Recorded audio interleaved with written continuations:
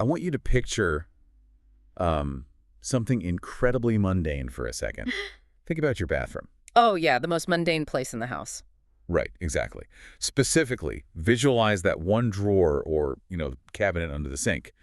Right now, somewhere in that bathroom, there is a box of tampons, or like a package of pads, or maybe a menstrual cup sitting in a little cotton bag. Sure, yeah, just standard supplies. Yeah, you bought it at a store. You probably didn't even think twice about it. It's just there, occupying space. Like toilet paper. Exactly like toilet paper or a tube of toothpaste. Yeah. We just accept it as this, fundamental requirement of human biology. Mm. But here's the thing that completely alters that sense of normalcy. This is the mind-blowing part. It really is. For 99.9% of human history, we're talking about over 300,000 years of our ancestors walking this planet. None of that existed. None of it. Zero. No pads, no tampons, no brightly lit pharmacy on the corner to run to at midnight when you realize you're, out of supplies. Right. There was no midnight run to the drugstore. For hundreds of thousands of years, every single woman who ever lived navigated the exact same biological reality using absolutely nothing but whatever she could pull from the ground beneath her feet. It's a timeline that really, forces you to step back and reevaluate what we consider normal. Yeah. Because when you frame it like that, 300,000 years versus maybe, the last 100 years of commercial products, It's barely 100 years, yeah. you realize just how entirely novel our modern approach to this fundamental human experience actually is. It's brand new. It is. We treat the current paradigm as if it's the default setting for humanity, when in reality it's this brand new, highly commercialized experiment. And that raises a massive question for me, which is, what do they actually do? Right. How did they survive it? Exactly. So today we are taking a deep dive into a collection of sources that completely reframe this entire aspect of human history. We've got a lot of ground to cover today. We really do. We're looking at a stack of anthropological research, some evolutionary biology studies, and some truly fascinating social history. And the mission for this deep dive is to take you on a journey that will, frankly, reshape everything you assume about the female body. Yes, about ancient daily life, and about a biological cycle that is so ubiquitous today. Because as it turns out, our ancient ancestors barely even experienced it. That's a kicker right there. Okay, let's unpack this, because the mathematical reality of the ancient female body is entirely different from what we see today.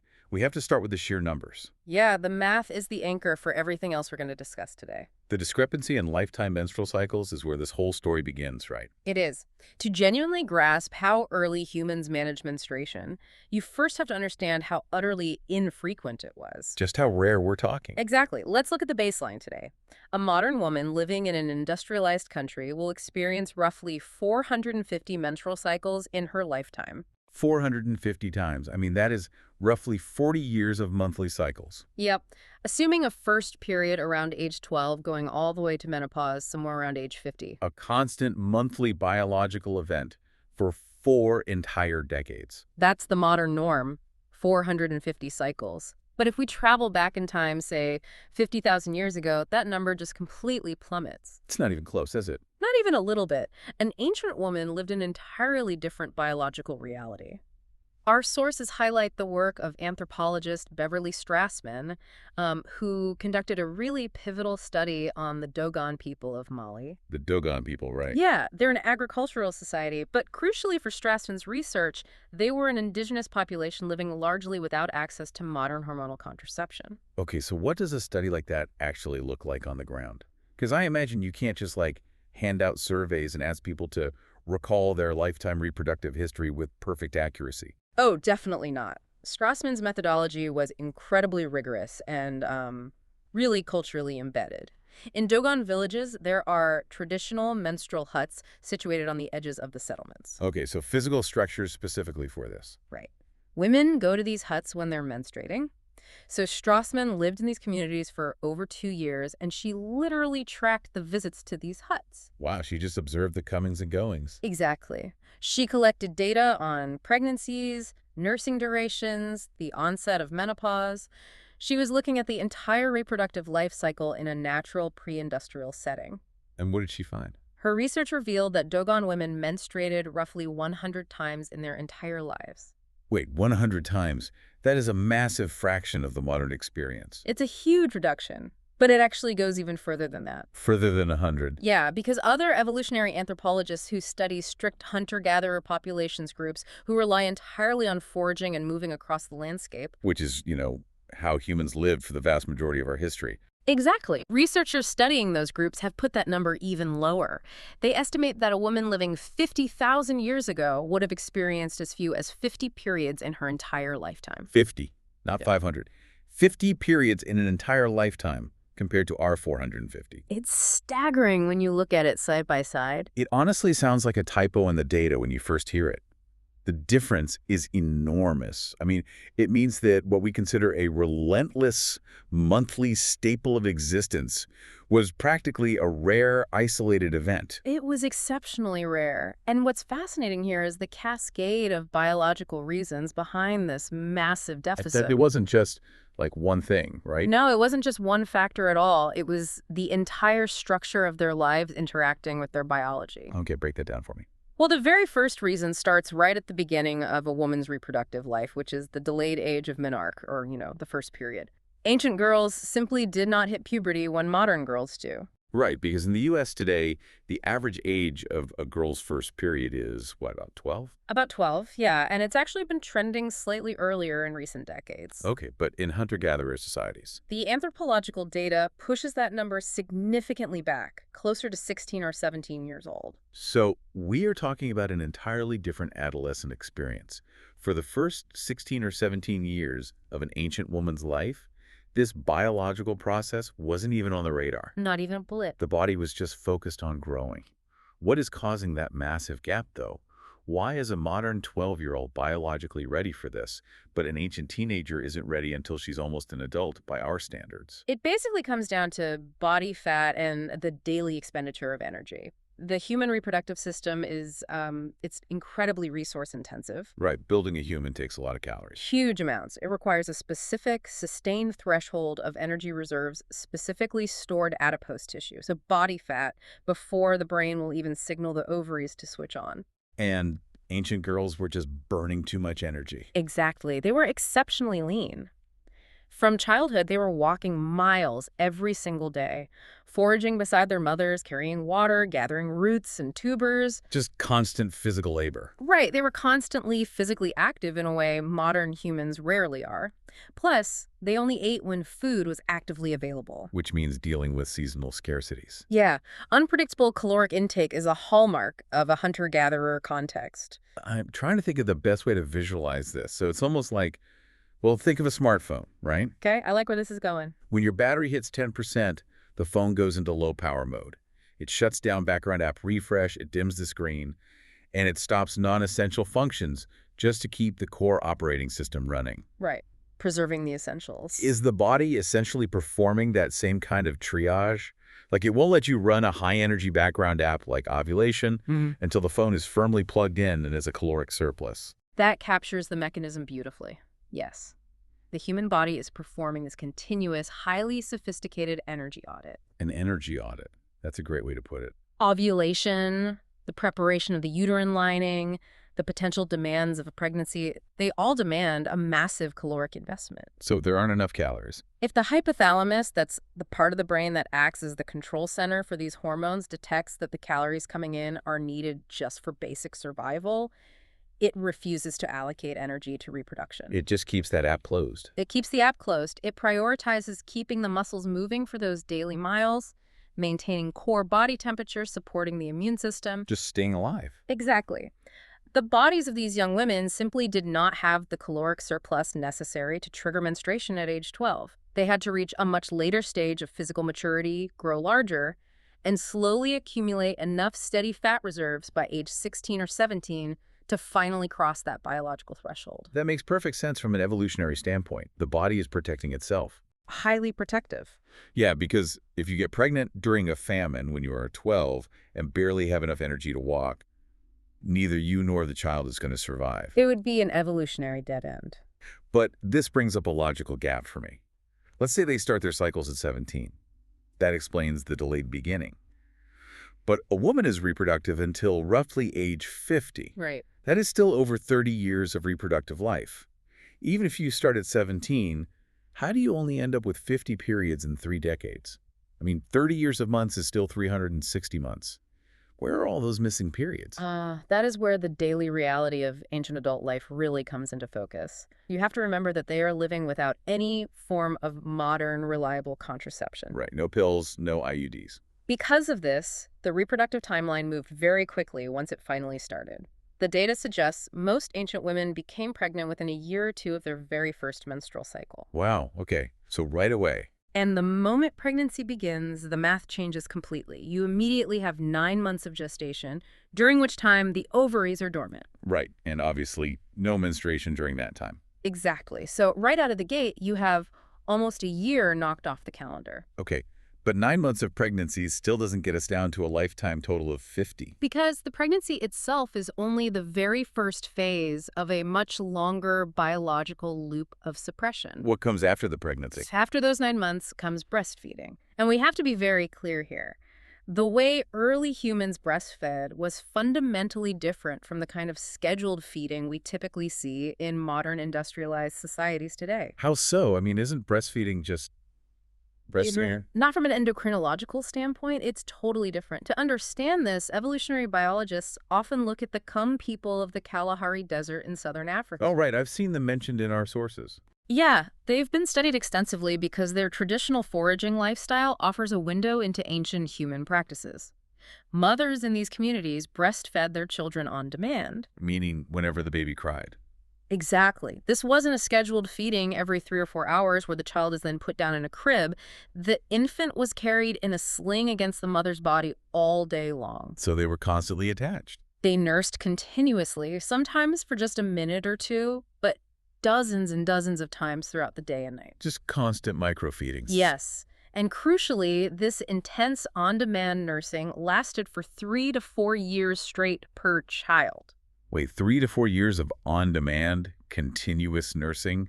Just the sheer logistics of that while also walking miles a day to forage? Yeah. I mean, the physical demand on the mother is staggering to think about. It's a massive metabolic drain, and it triggers a profound biological response that biologists call lactational amenorrhea. Lactational amenorrhea. Okay, how does that work? The mechanism works like this. The constant physical stimulus of the infant nursing, specifically the frequency, right, not just the volume of milk consumed, sends continuous nerve impulses to the mother's brain. The frequency is the key. Yes, the constant repetition. This causes her pituitary gland to secrete exceptionally high levels of a hormone called prolactin. Okay, prolactin. So pro meaning for and lactin meaning milk. It's the milk-making hormone. Exactly. Its primary job is to stimulate the mammary glands to produce milk. But prolactin has a crucial secondary effect, which is absolutely vital for maternal survival. What does it do? High levels of prolactin inhibit the release of hormones that stimulate the ovaries. It completely suppresses ovulation. Oh, wow. The brain is essentially saying, look, we're already expending thousands of calories keeping this current child alive. We absolutely cannot afford to start a new pregnancy right now. It's that energy audit again. Exactly.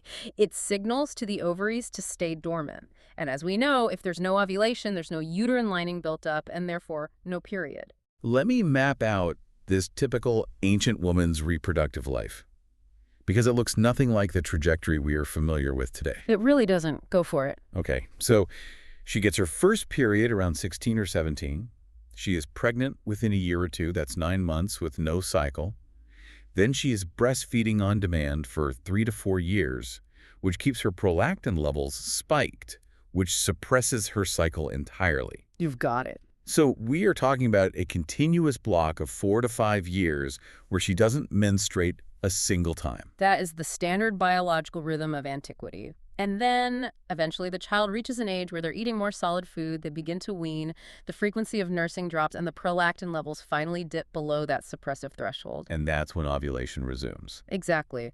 She might experience 2, 3, maybe 4 months of menstruation before she inevitably becomes pregnant again. And then the entire loop repeats itself. The entire loop. 9 months of pregnancy, 3 to 4 years of lactational amenorrhea, a brief window of cycling, and back again. This pattern repeated 5, 6, sometimes 7 times over her reproductive lifespan, until she reached menopause, or, her body simply could no longer sustain the caloric demands of the cycle. It is mind-blowing. We are talking about women going years between periods. sometimes a whole decade with maybe only a handful of cycles. It completely reframes the experience. It really does. Yeah. I mean, a modern period is basically a monthly subscription box you can't cancel. It just shows up month after month, year after year, regardless of what else is happening in your life. That's a great analogy, the uncancelable subscription box. But the ancient period was a completely different phenomenon. It was a rare transitional event that only happened in the brief windows between major life phases. It was the exception, not the rule. It requires a complete mental pivot regarding how we view the female body. Your body, biologically speaking, was not sculpted by evolution for 450 cycles. It wasn't built for that. No. It was designed for a life of frequent pregnancy and extended lactational amenorrhea. But even if it was only 50 times in a lifetime, it did happen. The biological event still occurred. Of course. And when it did happen, as we established earlier, there was no drugstore, there was no manufacturing plant spinning cotton into neat little cylinders. If this was so rare, how did that infrequency shape the way they physically managed it when the time actually came? Like, what were they using out in the wild? Well, because it was such an infrequent event, there was no need to stockpile supplies or invent complex, dedicated technologies for it. They just winged it. Pretty much. The physical solutions they developed were highly localized, purely opportunistic, and surprisingly ingenious.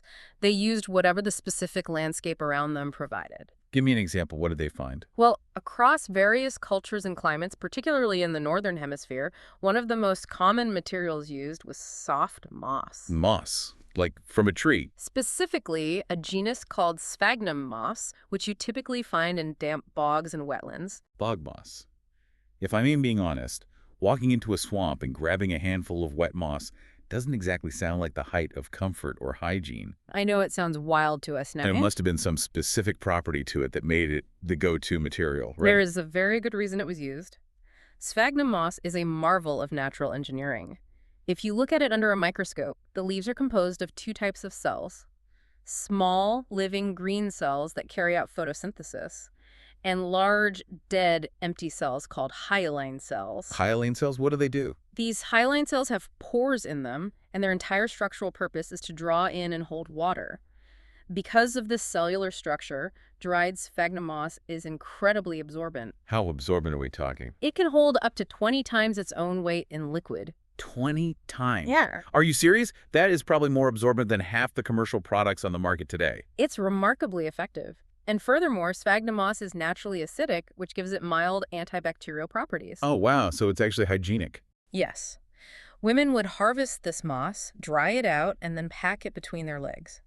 And to keep it secure while they were moving, they would often wrap it inside thin strips of soft, tanned animal skin, creating this highly functional, natural absorbent pad. Okay, so a natural, highly absorbent pad made of moss and leather. That handles the damp northern climates. But humans lived everywhere.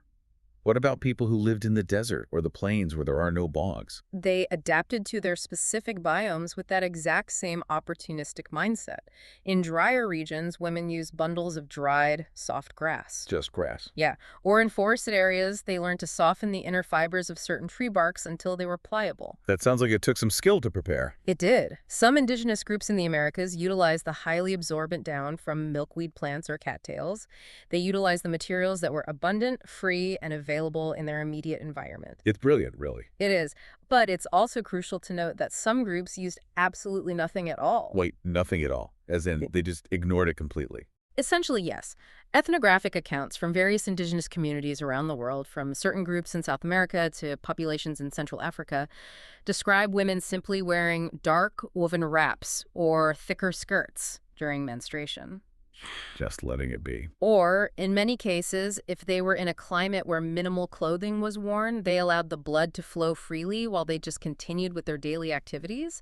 There was absolutely no cultural expectation to conceal it or capture every single drop. Here's where it gets really interesting, because the way you were describing this completely dismantles how society thinks about this today. Oh, completely. The modern assumption, fueled by a century of advertising, is that menstruation is a mess to be hypermanaged, a hygiene crisis, and above all, something to be hidden at all costs. Right, the secrecy is paramount today. Wait, so when we picture ancient humans struggling in the woods without pharmacies, are we basically just projecting our own modern commercialized anxieties onto them? Like they weren't hiding behind trees in shame, they were just living their lives. We project our modern anxieties onto the past constantly. The intense psychological pressure to capture and hide menstrual blood is a surprisingly recent invention. Really? Just a modern thing. Yes, for the vast majority of human history, it was just blood. It was a biological reality, yes, but it lacked the intense stigma of contamination or social ruin that we associate with a leak today. It wasn't a It crisis. was a natural, earthly process, handled with earthly means, completely without the veil of shame. That lack of shame around the physical blood itself must have naturally extended to how society as a whole handled it.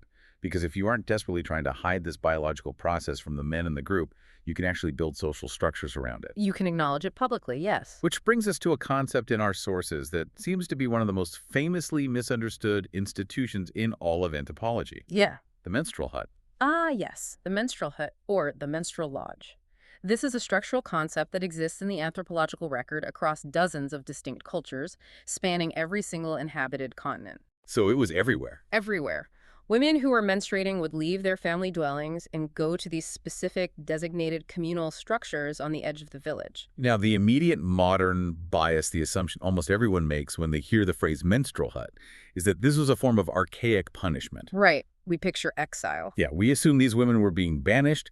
We picture them sitting in the dark because they were considered unclean or dirty or somehow a spiritual danger to the hunters. But the anthropological sources we are looking at suggest the historical record proves the exact opposite in many of these cultures. It proves a radically different reality. Let's look at the Yurok people, an indigenous tribe from Northern California, as a prime example of this. Okay, what did they do? In their traditional culture, a menstruating woman was not seen as contaminated or diseased. On the contrary, she was considered to be at the absolute height of her spiritual power. The height of her power. Yes. Her seclusion in the lodge was not an exile. It was a period of intense, focused concentration. Concentration, not exile. I mean, that is a massive distinction in how you view a person's worth in the community. It's a fundamental difference in worldview.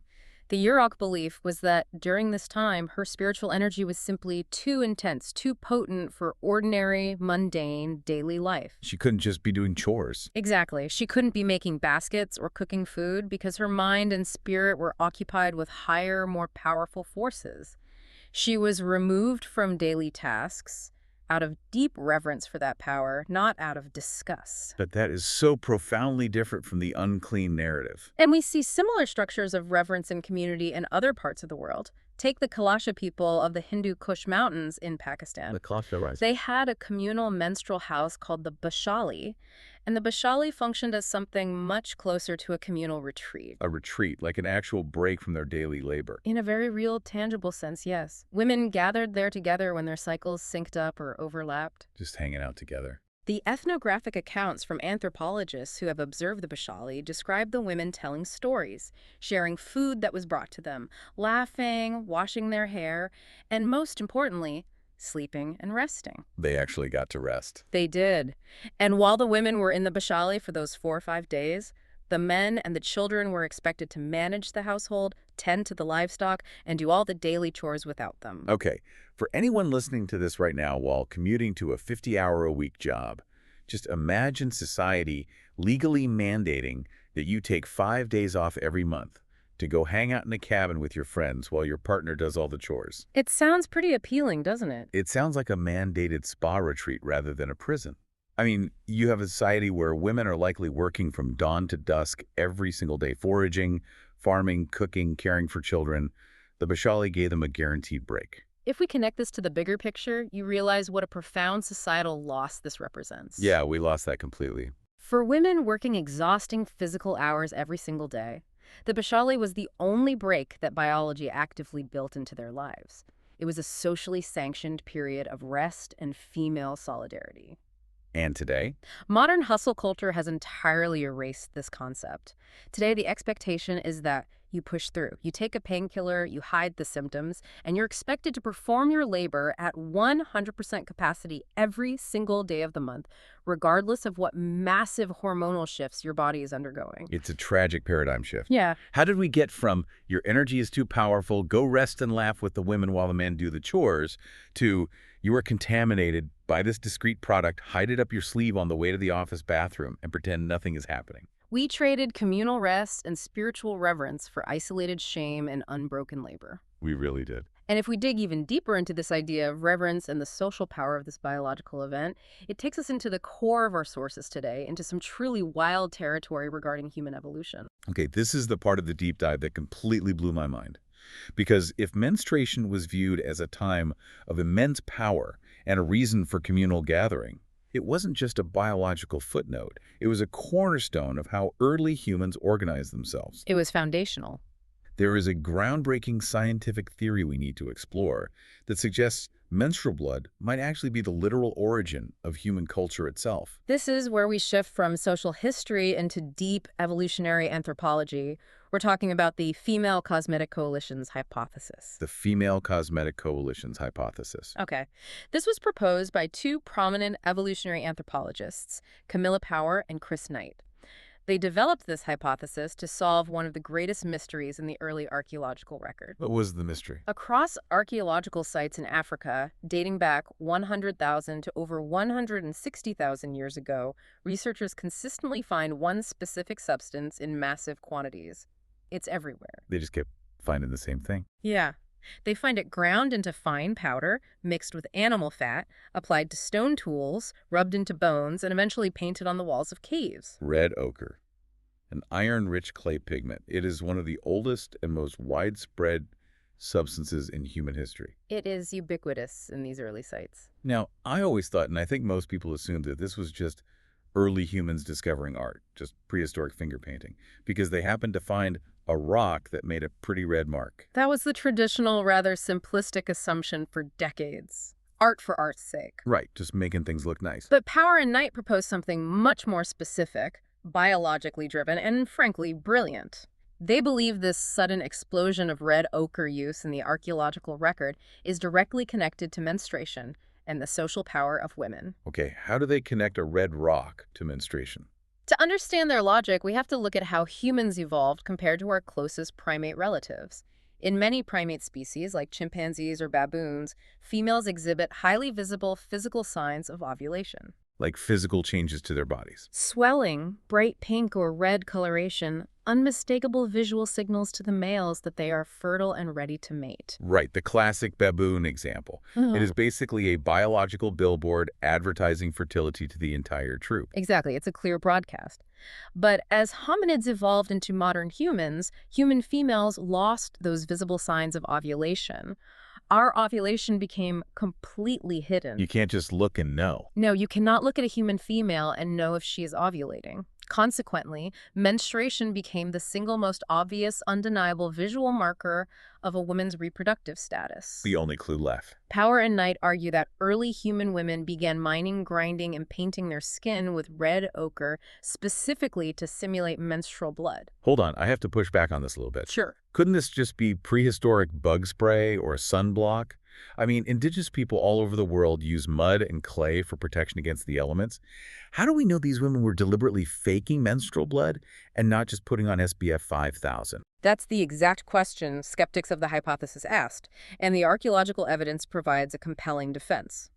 If it were just sunblock or insect repellent, any color clay would work. Brown mud, gray clay, white chalk. Right, whatever's closest. But they specifically sought out, mined, and transported red ochre over vast distances.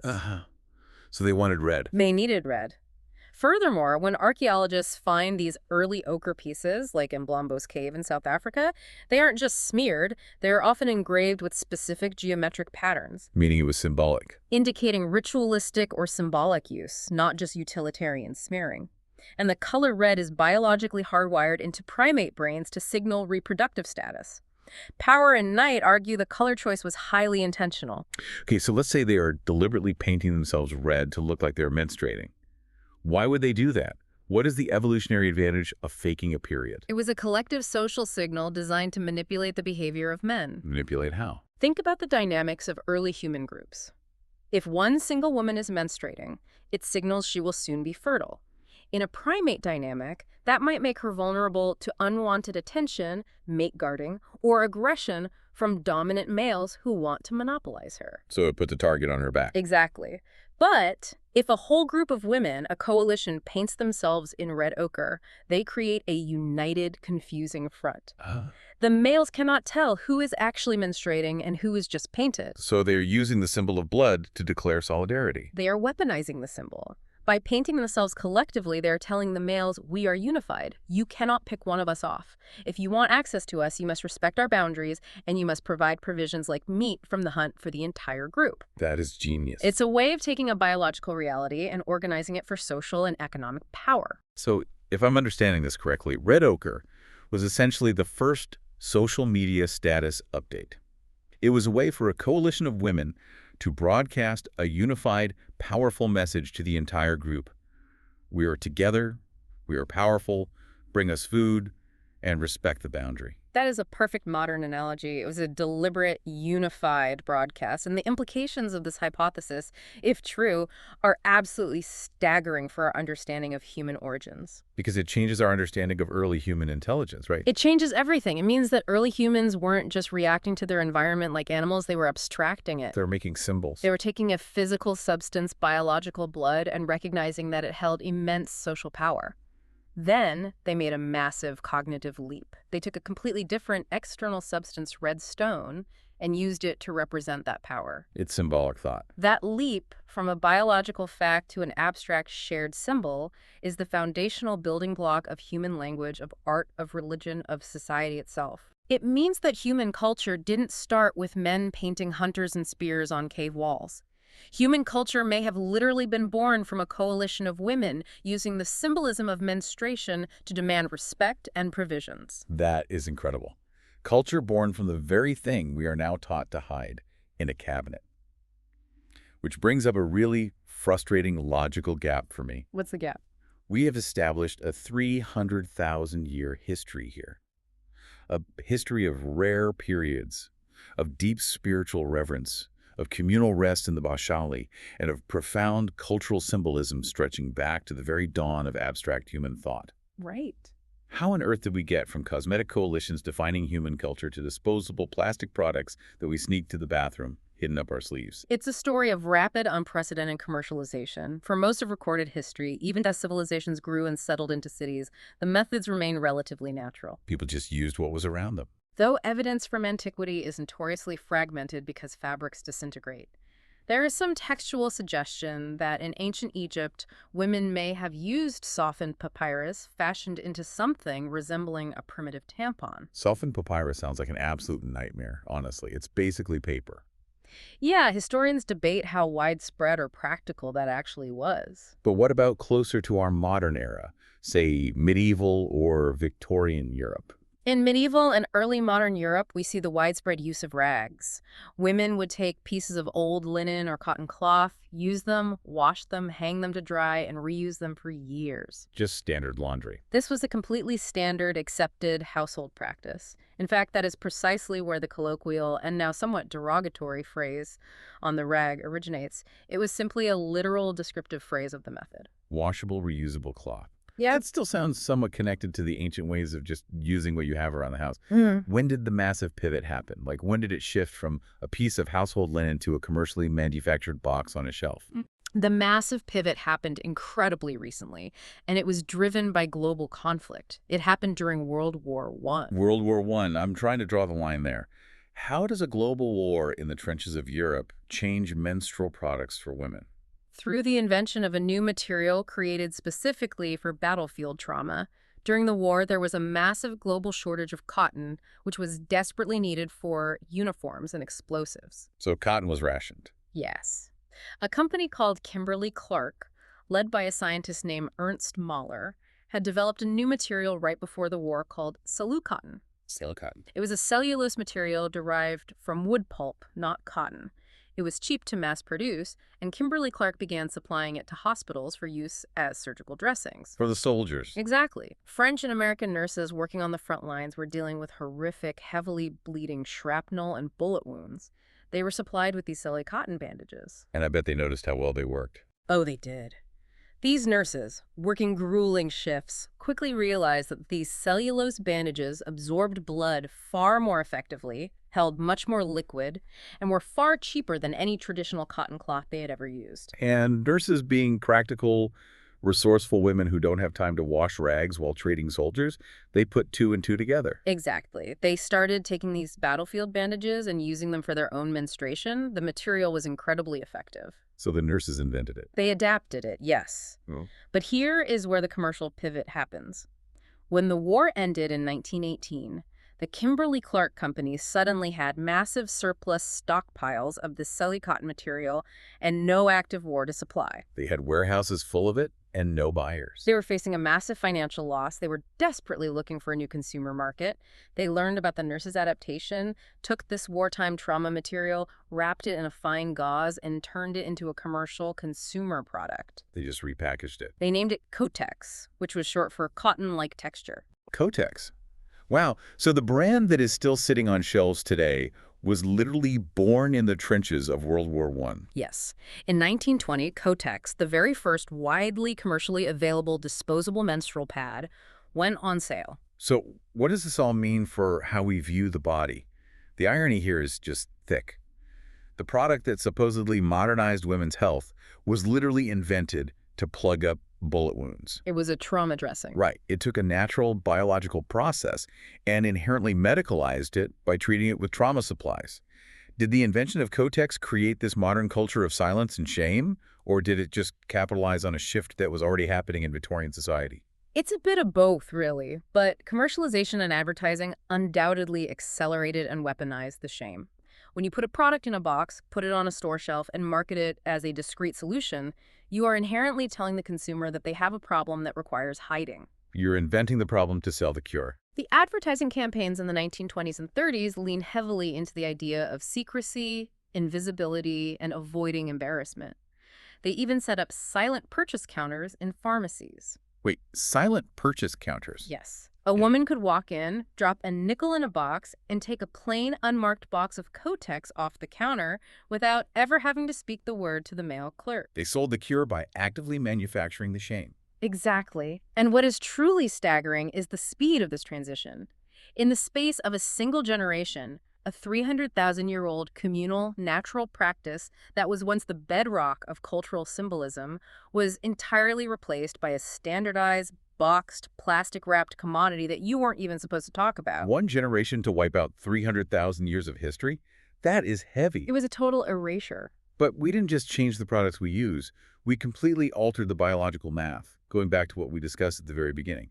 That rapid shift from 50 lifetime cycles to 450 lifetime cycles. That's the most critical part of this. Wait, if you take an engine built to run 50 times and force it to run 450 times, parts are going to wear out. The math doesn't work. Is there a physical penalty for that massive increase?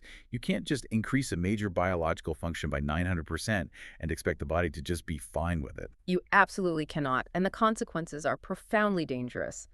This brings us to a concept that evolutionary biologists call an evolutionary mismatch. An evolutionary mismatch, meaning our modern environment or modern behavior no longer matches the specific conditions our bodies evolved to handle. That's the core of it. Your body was designed through hundreds of thousands of years of brutal evolutionary pressure for a life of frequent pregnancy and years of breastfeeding. It expands the pauses. It was built for a life in which the ovaries rarely cycled. The modern reality, where a woman ovulates every single month for decades without interruption, from age 12 to 50, is a massive, unprecedented deviation from our evolutionary blueprint. What is the actual cellular cost of that mismatch?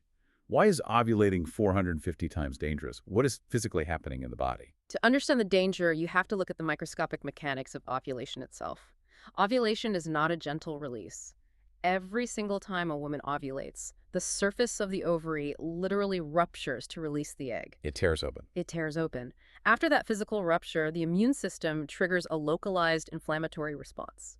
Macrophages rush in to clean up the cellular debris, and the cells on the surface of the ovary must divide rapidly to heal the torn tissue and create a scar. So it's essentially a monthly microscopic wound that has to heal itself. Precisely. And here is the danger.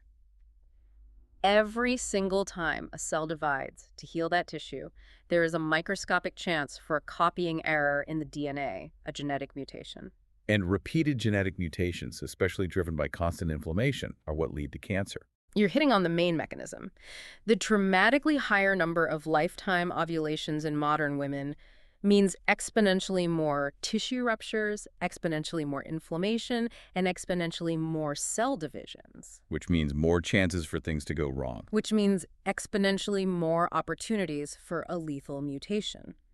Researchers have directly linked this high number of uninterrupted cycles to the drastically increased rates of ovarian and endometrial cancers we see today. Are those cancers new? These are conditions that, according to the data and biological modeling we have, were virtually non-existent in ancestral populations. Our modern lifestyle, by forcing the system to run 450 times instead of 50, is essentially overworking the reproductive system to a dangerous degree.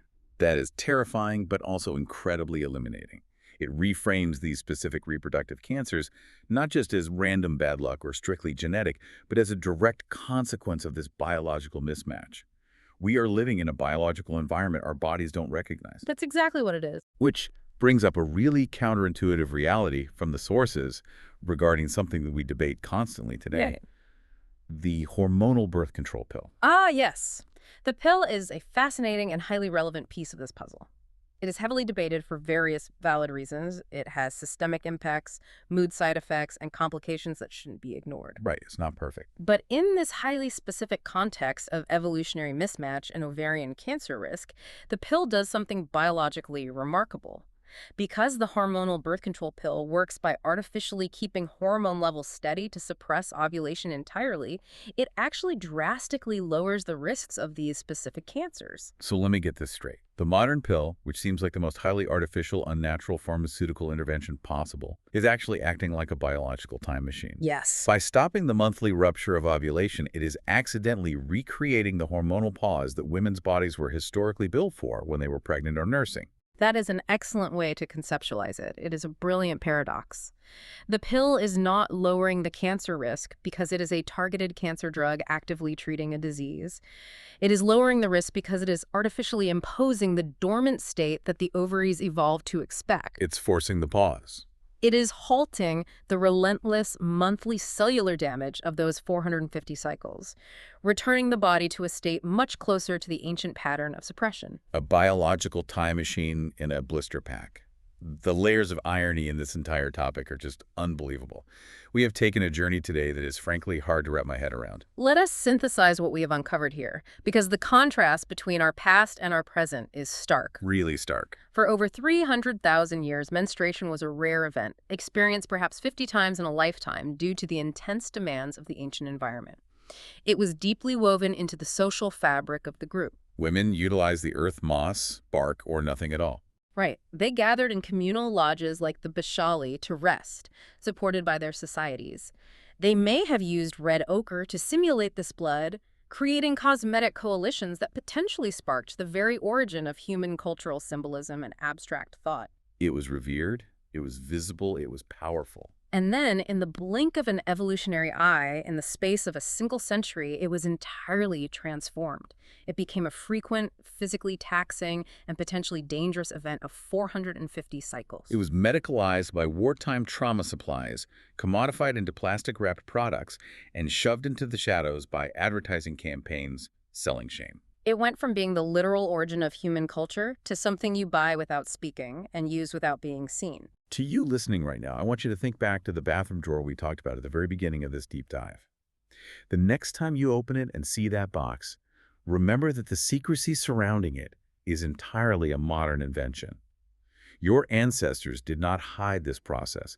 They didn't whisper about it. They didn't have a reason to. The shame is a product we were sold, not a biological reality we inherited. Beautifully said. Which leaves us with one final lingering question to ponder as we wrap up. If the way we experience this fundamental biological cycle is actually an evolutionary mismatch, a modern accident that our bodies were quite literally never designed for what other normal aspects of your daily physical life are actually completely alien to the way you were built to live.